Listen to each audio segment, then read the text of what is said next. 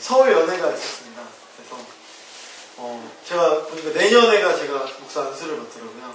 그래서 벌써 2년째 지금 연회를 참여하고 있는데 그 연회를 참여하면서 많은 것들을 또 느끼는 시간, 교회의 안 좋은 모습도 보고 또 감동적인 모습도 보고 이런 시간이 있었고요. 또 어제는 또 제 동생이 결혼을 해서 이번 주간 내내 그 결혼에 대한 여러 가지 이제 오고 가는 이야기들, 또 준비하는 거에 압박감, 제가 직접적으로 그게 있었다기보다도 우리 부모님께서 갖고 있는 노심초사한 그런 마음들, 그런 것들을 제가 고스란히 전달받는 그런 이제 시간을 좀 보냈습니다. 일주일이 어떻게 갔는지 모르겠는데 어느 순간에 봄이 와 있더라고요. 오늘 옷도 이렇게 입고 왔는데도 따뜻하게 잘 오고 보니까 여러분 한 주가 어떻게 가는지 궁금합니다. 어제 제 동생이 결혼을 했는데요. 오늘 교회에서도 굉장히 많은 분들이 와주시고 또 축하도 해주시고 응원해주셔서 얼마나 감사한지 모릅니다. 제가 나이가 나이인지라 제 주변에 많은 선후배들 또 동료들 결혼식을 많이 참석했었고요. 또 많이들 결혼을 하고 있습니다. 근데 확실히 친동생이 이제 결혼하니까 뭔가 이제 느낌이 좀 다르더라고요.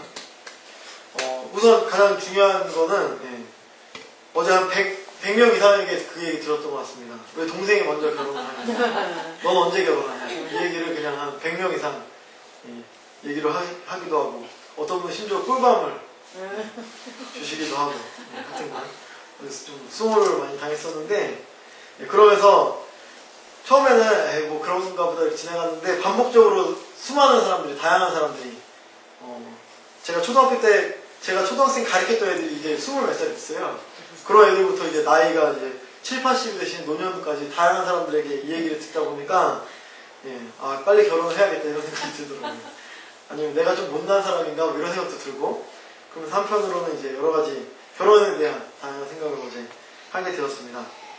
근데 이제 또 한 가지 중요한 어제 깨달음이 좀 있었는데, 제가 그렇게 많이 결혼식을 최근에 참가하고 있었는데 어제 결혼식이 참 낯설다 이런 생각을 많이 했습니다. 항상 남이 차려놓은 밥상 가서 밥을 먹고, 또 소정의 금액을 부조를 하고, 또 사진 찍고, 이렇게 해서 이제 오랜만에 동기들 만나가지고 반갑게 인사하고, 이런 게 저한테는 이제 결혼식이었거든요. 근데 이제 어제 저희 집안에서 치르는 결혼식을 지내다 보니까 정말 자세한 어떤 그런 것들이 굉장히 많이 있더라고요. 그래서 결혼식의 낯선 풍경들을 많이 경험했습니다. 손님이 얼마나 많이 올까 노심초사 걱정하고 한숨도 못 주무시는 이제 부모님을 보게 되고, 또 부조금을 계수하는 그런 과정에서 이제 신부 측과 이제 그 계산하는 과정에서 이제 미묘한 그런 감정들, 이런 것도 제가 어제 돈을 계산을 제가 했기 때문에 그런 것도 있고, 그 다음에 별로 평상시 안 친하다고 생각했던 사람들이 와서 한마디씩 해주는 게 얼마나 큰 힘이 되는지 그런 것도 좀 느껴보게 되고요. 결혼이라는 게 하나 그냥 치러내는 그냥 그냥 그런 행사가 아니라 정말 이 안에 굉장히 많은 것들이 담겨있는 정말 큰 일이구나, 정말 중요한 하나님께서 진행하고 있는 그런 일이구나, 이런 깨달음들이 어제 많이 있었습니다. 하여간 이 일을 진행하게 하신 하나님께 너무 감사드리고요. 또 응원해주신 우리, 또 찾아와주신 우리 교인분들 너무 감사합니다. 근데 이제 어제 그 결혼식을 통해서 이제 느꼈던 이런 여러 가지 깨달음이 요즘 제가 고민하는 거랑 좀 비슷합니다. 나이 먹으면서, 죄송합니다. 나이를 그래도 먹고 있습니다. 저도. 나이 먹으면서 느껴지는 건데요. 요즘에 이런 마음이 많이 들거든요. 깊어지면 낯설어진다. 이런 그 말을 제가 많이 심취해 있는데, 깊어지면 낯설어진다. 이게 무슨 말인지 몰랐는데, 어제 결혼식을 이제 보면서도 그런 생각 좀 했어요. 제가 관심을 갖고, 애정을 갖고, 지켜보면 평상시에 전혀 느끼지 못했던 것, 낯선 것들을 많이 보게 된다는 얘기죠. 제 동생이 이제 동생 와이프를 만난 지 100일 만에 결혼을 결심하게 됩니다. 진짜 속전속결로 결혼한다 이렇게 생각하시는 분도 있을지 모르겠지만, 이 두 사람은 중고등학교 때부터 알던 사이였어요. 그렇기 때문에 지금 벌써 10수년째 서로 집안까지 다 알고 있는 그런 사이입니다. 그런데 이 사람들 서로 뭐 잘 몰랐죠. 근데 작년 10월 달인가 오랜만에 이제 이 두 사람이 교회를 나가고 있었는데 열심히 안 다녔나 봐요. 그러다가 오랜만에 이제 만나서 우연히 차를 마시게 된 거죠. 차를 마시게 되면서 그 마음이 뭔가 그런 사랑의 감정이나 느낌이 싹 같아요. 근데 제 동생이 이제 그 만났던 느낌을 저한테 얘기해 주는데 이런 표현을 쓰는 거예요. 그때 그 친구가 참 낯설게 느껴지더라. 10수년 동안 봤던 그 사람이 참 낯설게 느껴지더라. 그러니까 그 낯섦을 통해서 그 사람의 새로운 모습을 많이 보게 되고 그동안 알았던 그 사람이 아니라 또 다른 그 사람을 알게 되더라라는 겁니다. 결국은 그 사람의 진짜 모습이 어떤 모습입니까? 10수년 동안 알았던 익숙하게 매번 같이 예배를 드리고 매번 그냥 형식적으로 의식적으로 의례적으로 밥을 먹었던 그 사람이 아니고 정말 낯설게 느껴졌던 그 사람이 결국 진짜 그 사람의 본 모습 아닙니까?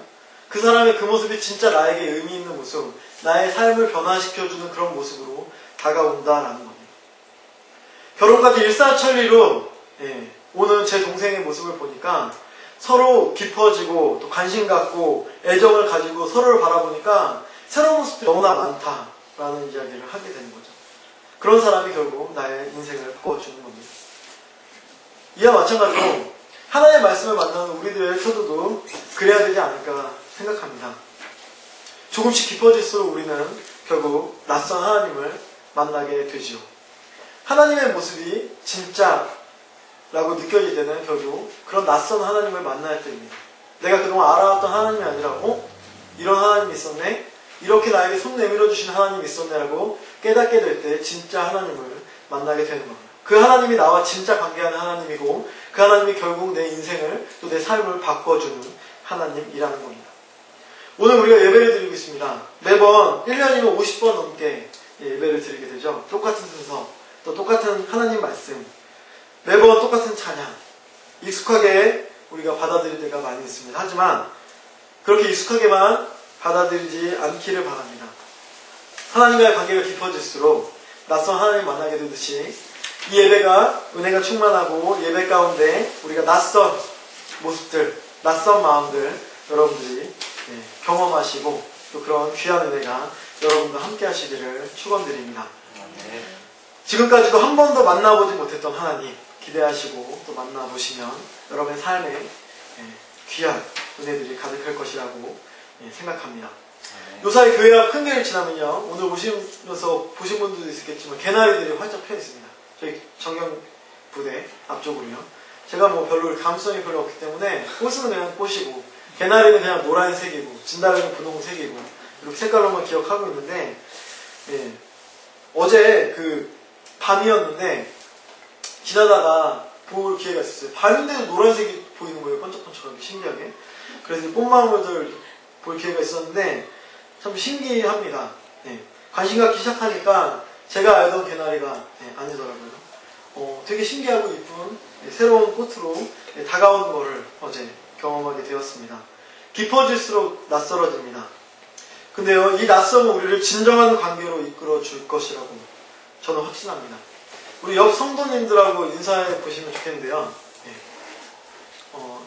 오늘따라 좀 낯서네요. 이렇게 한번 인사해주세요.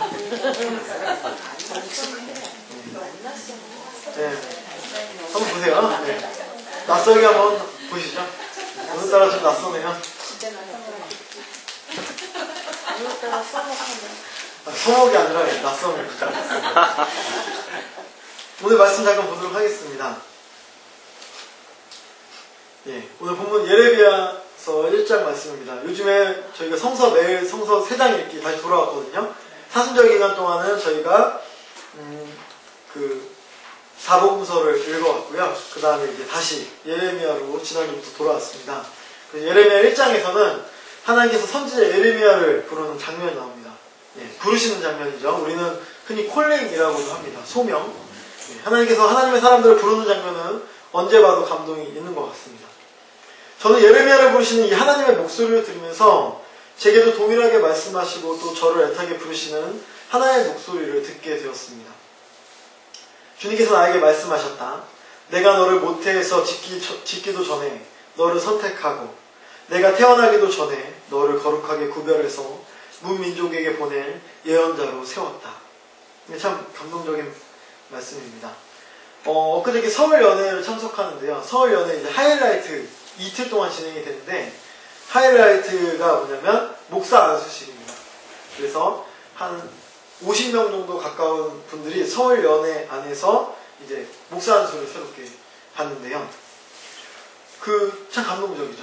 목사 안수를 받는 가운데 막 눈물을 흘리는 분도 있고요. 막 기도를 하시는 분들도 있고요. 그 다음에 이제 50명 정도가 다 안수를 받아요. 안수를 받은 다음에 앞에 쭉 서가지고 거기 참석하신 분들을 바라보면서 무슨 찬양을 부르냐면 부름받아 나선 이 몸이라는 찬양을 부릅니다. 부름받아 나선 이 몸 이런 찬양을 부르거든요. 아구골짝 어디라도 내가 가겠습니다. 하나님 부르시면 내가 모든 걸 바치겠습니다. 이런 찬양이에요.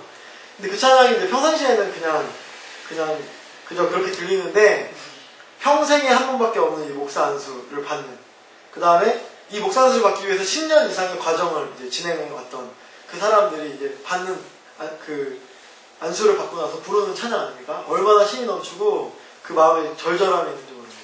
보는 사람들도 막 다 울어요.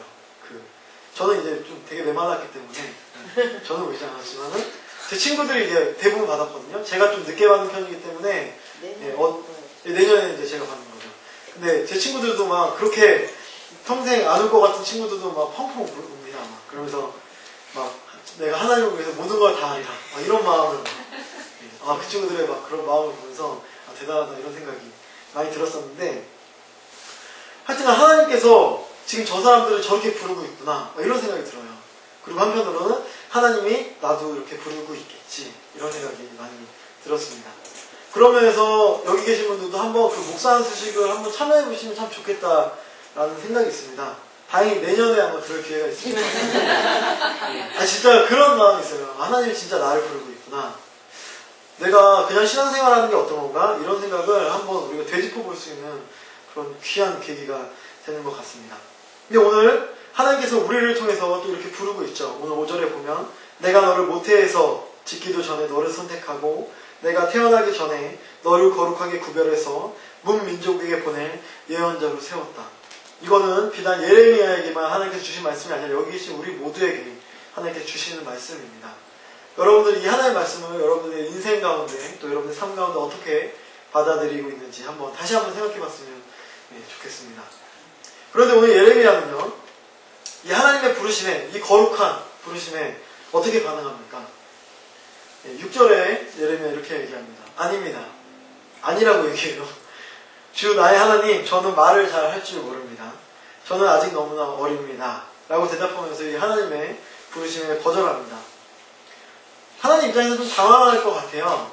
정말 마음을 다해서 정말 용기를 내서 하나님이 이 예레미야라는 사람이 이 암흑한 시대 가운데 좀 쓰시려고, 예레미야야, 내가 너를 언제부터 계획했냐면 네가 태어나기도 전부터, 태초부터 너에게 계획을 가지고 있으니 내가 너를 가라는 대로 너가 갔으면 좋겠구나 라고 이렇게 손을 내밀어 주셨는데, 예레미야가 단절에 아닙니다로 시작합니다. 아닙니다로 딱 거절하고, 그 다음에 이제 나오는 변명이 저는 말을 잘 할 줄 모르니까요, 저는 너무나 어리니까요 라고 얘기하고 있는 겁니다.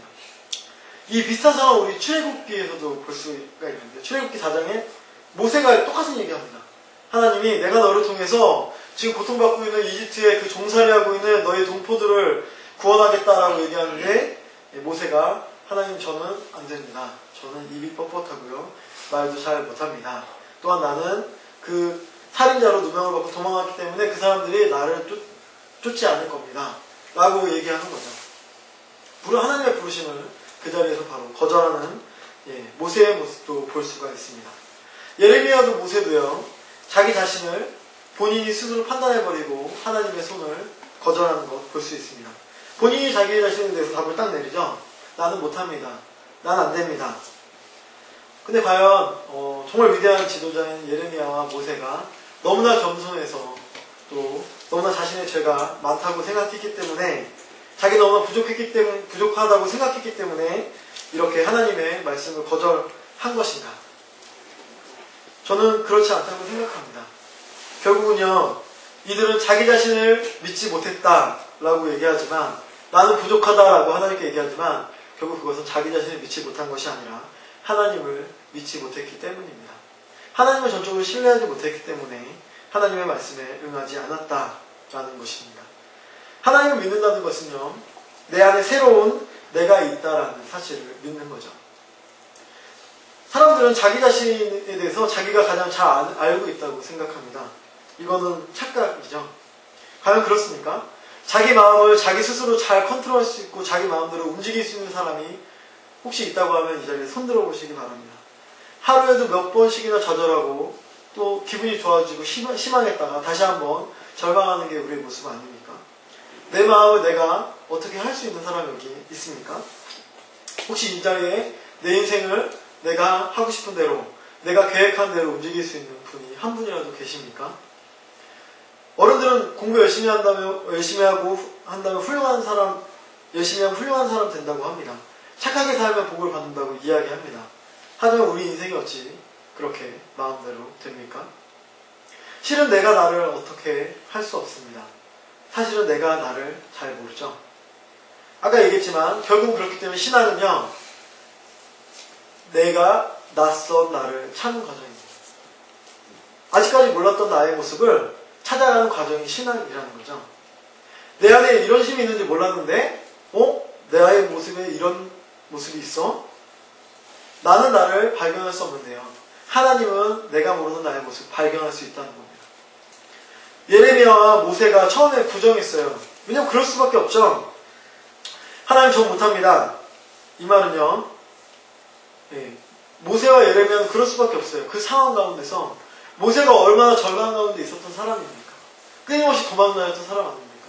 살인자로 누명을 쓰고요. 그 다음에 광야로 도망갔던 그런 사람이 모세입니다. 예레미야는 어떻습니까? 그 당시에 유대가 멸망하고 바벨론에게 지금 함락되기 바로 직전에 있었던 예언자입니다.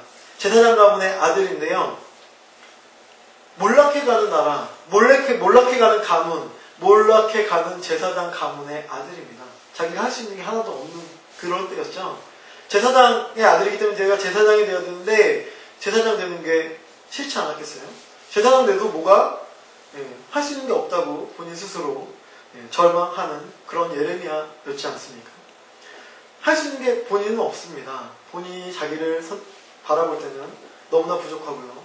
상황 자체도 자기를 따라주지 않는 상황이었습니다. 부정하는 게 당연하죠. 못한다고 얘기하는 게 당연했습니다. 하지만요, 하나님께서 원하시는 것은 그런 것이 아니죠. 결국 하나님께서 이들을 얘기하는 건요, 너희들이 너희 스스로를 믿지 못하는 게 아니라 너희들이 결국 나를 믿지 못한다 라고 하나님은 거기서 실망하시는 겁니다. 우리는 왜 우리들의 삶의 모습을 단정합니까? 왜 우리들의 삶의 모습을 판단합니까? 거기서 왜 절망합니까?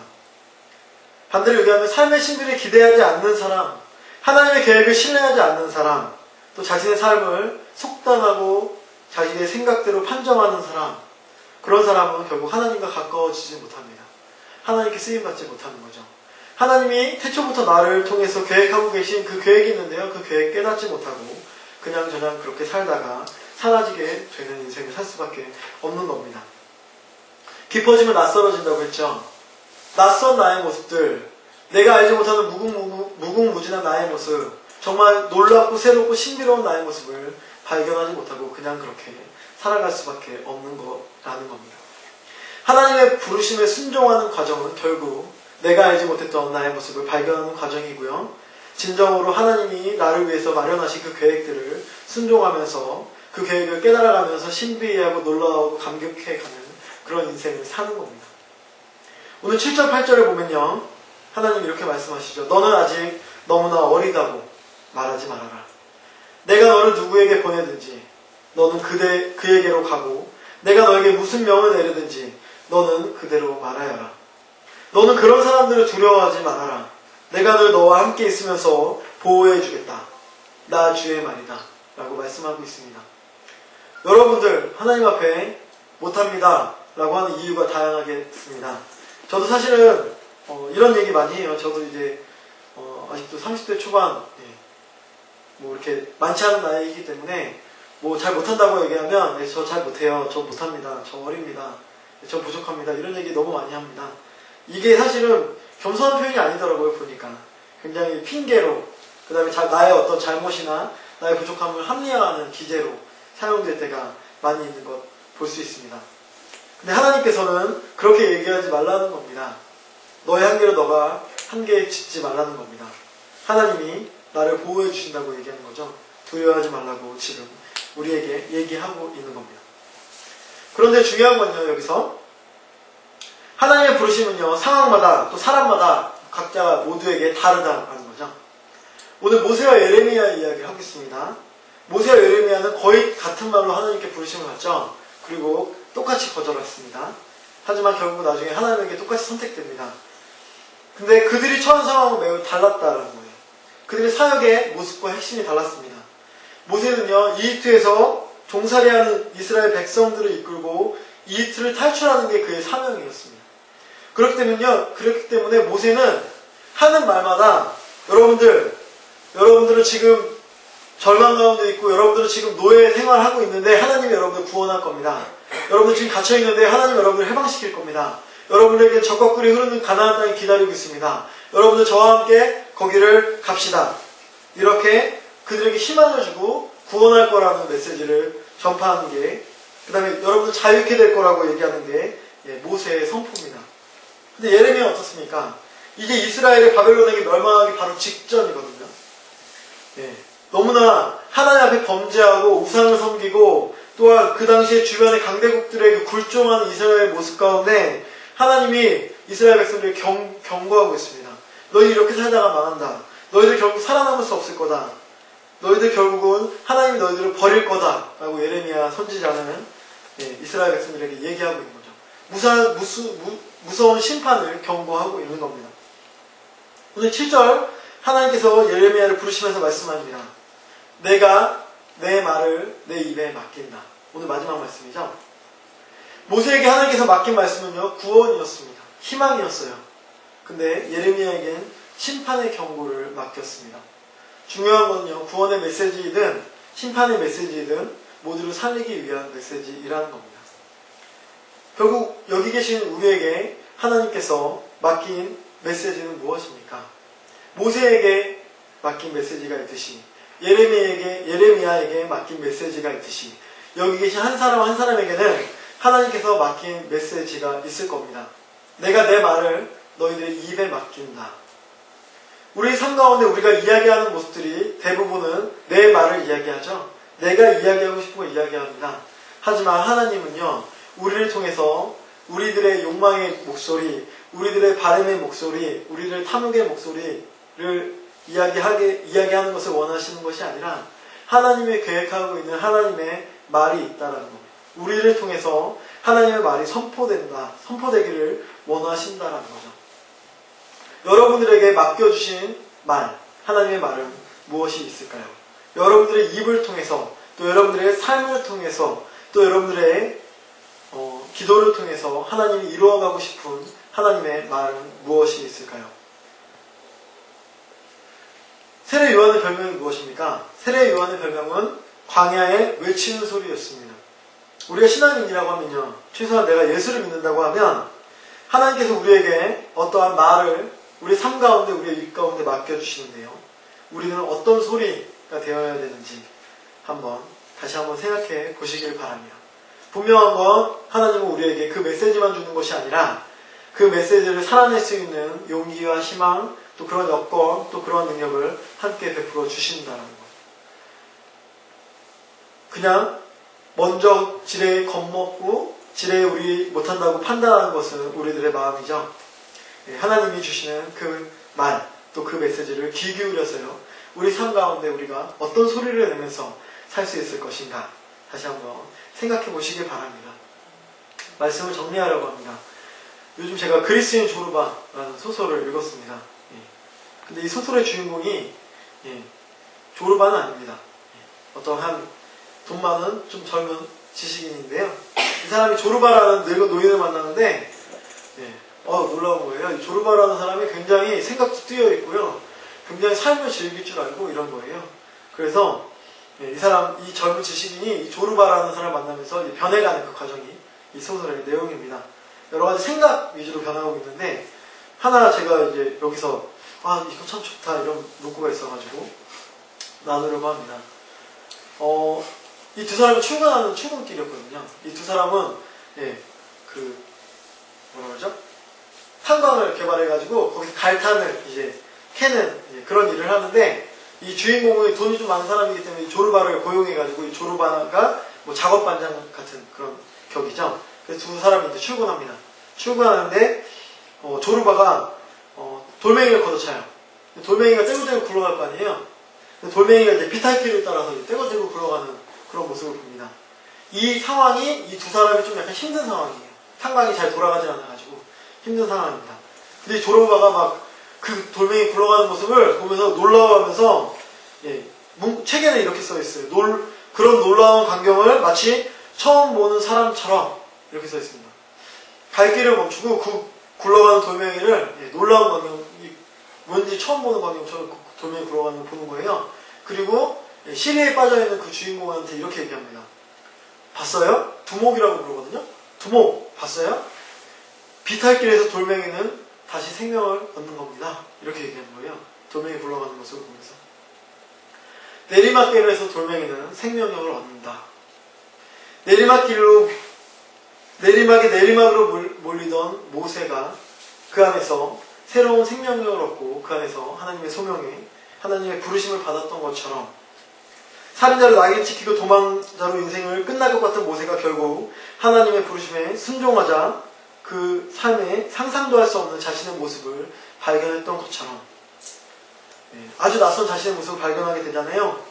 말을 못하던 사람이 말의 능력이 넘치고 이스라엘 백성을 탈출시키는 엄청난 일을 하게 되는 것처럼 예레미야도 내리막길 아닙니까? 이제 몰락해 가는 그런 나라, 망할 수밖에 없는 나라, 희망이 안 보이는 사람들한테 하나님의 예언을 해야 되는 것 아닙니까? 하지만 그 예레미야의 메시지를 통해서요, 이스라엘은 결국 이스라엘의 신앙이 달라지고요, 이스라엘 새로운 하나님을 만나게 되는 것. 그 다음에 그 하나님의 새로운 하나님이 지금까지도 우리에게 역사하고 계시는 것을 볼 수가 있는 겁니다. 지금 힘겨운 상황 가운데 난 안 되지, 난 됐어 라고 자기 자신을 자포자기하신 분들이 있다고 한다면요, 자기 자신의 요즘 삶이 마음에 들지 않고 나는 왜 이래? 라고 혹시 자기 자신을 그렇게 평가하시는 분들이 있다고 한다면 그 마음에 그렇게 평가는 하지만, 그렇게 성찰을 하지만 너무 확신하지 마십시오. 답을 본인에게 있어서 본인이 내리지 마십시오. 오늘 얘기한 것처럼 어려울 때가 시작일 수 있고요, 내리막에 생명이 있는 겁니다. 내가 가장 힘들고 어려울 때 하나님의 말씀이 가장 잘 들려오는 거죠. 이럴 때일수록요, 내 안에 낯선 나를 찾으시기 바랍니다. 하나님께서 분명히 여러분을 위한 계획이 있으십니다. 나를 통해 어떤 말씀을, 나의 입을 통해 하나님의 말을 하시길 원하세요. 여러분들은 그 하나님의 말씀이 무엇인지를 다시 한번 생각해 보시길 바랍니다. 부디 이 아름다운 계절에 우리를 통해 놀라는 소리, 탄성의 소리, 감격의 소리가 울려 퍼지기를 소망합니다. 또한 내가 알지 못하는 하나님의 계획, 지금 그 하나님의 계획이 지금도 우리의 삶을 점점 넓혀가고 있다는 그 사실을 깨달으시는 저와 여러분이 되시기를 주님의 이름으로 축원드립니다. 네.